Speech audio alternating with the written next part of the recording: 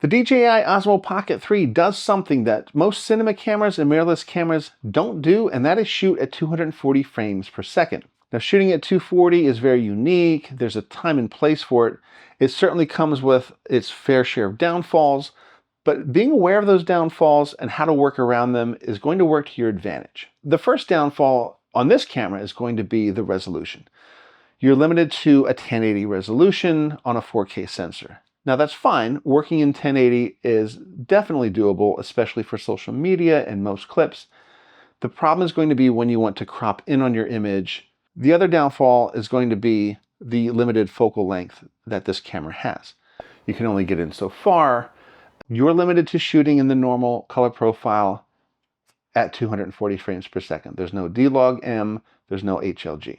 With any camera, shooting at 240 frames per second is going to mean that you need more light because your shutter speed is going to be set to 1/500. That's going to really cut down on the amount of light coming in. Where this is going to be a challenge is shooting indoors. You definitely need lights. It might be helpful shooting outside where you don't need an ND filter. What I find interesting is this camera shoots at 240 frames per second.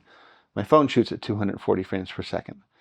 My Blackmagic and both Lumix cameras do not. So let's take a look at side-by-side footage of the DJI Osmo Pocket 3 at 240 frames per second versus the iPhone 16.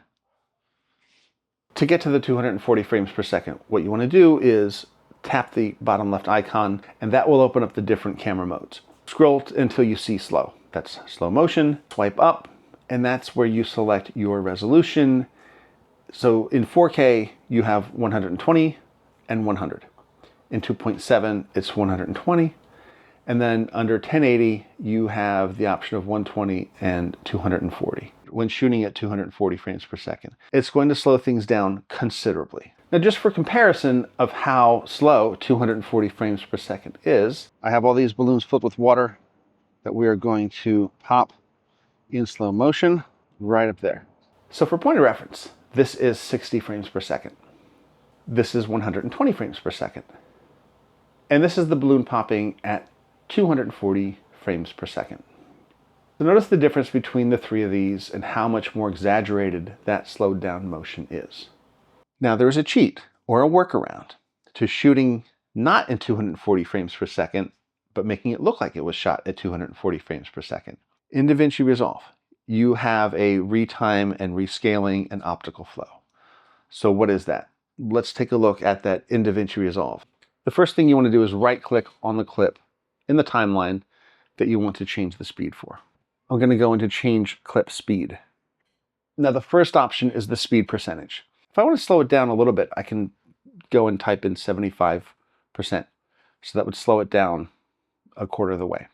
What I want to do then is go into the inspector, retime and scaling. The first drop down is the retime process, and you want to select optical flow. What that's going to do is remove any of the jittery motions to it. But if you want to slow it down extremely, it can cause problems. Notice what's happening around the water once the balloon bursts. It's grabbing the out of focus tree in the background and adding that to the water that's falling. It kind of reminds me of the Predator in the movie Predator when it is camouflaged against nature. And we don't want that. It doesn't look good. There is a way to fix this, but it involves you getting your camera settings right when you shoot it. So this particular shot, I selected 60 frames per second, but my shutter speed was at 1/120th.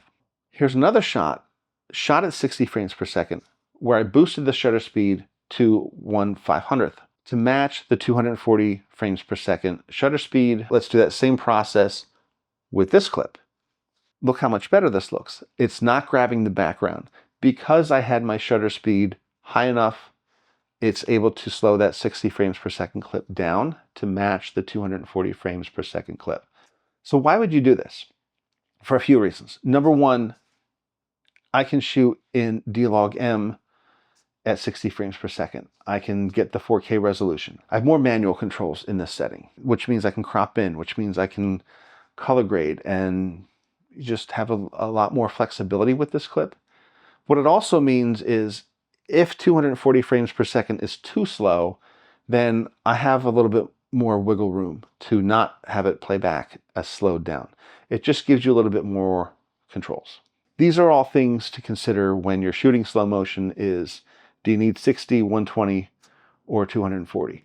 And being that this camera is so light and so flexible and so portable, providing that your situation allows you to shoot more than once, it might be helpful to try the different frame rates to see which one works best for you. If you are going to shoot at 240 frames per second with this camera, my advice would be not to go over ISO of 400. I just feel like things can start to fall apart then. Are you shooting at 240 frames per second? And if so, what are you typically filming? Leave me a comment. I'd love to know. Are there any other tips or tricks that you do when you're shooting at slow motion? There's obviously the difference between locking the camera down. Since this is a steady gimbal, it can certainly smooth out your motion a little bit more being slowed down. But I'd love to know what your thoughts are if you use it.